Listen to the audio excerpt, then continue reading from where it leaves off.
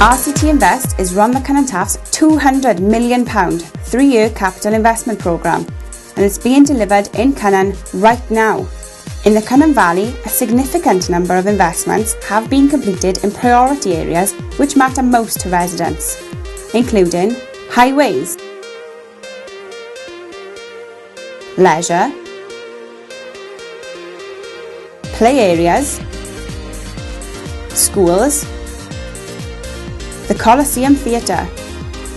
Further investment to be delivered includes a new community primary school for Cwmaman, the delivery of Mountain Ash Cross Valley Link, and the full resurfacing of Mardy Mountain and repairs following landslip.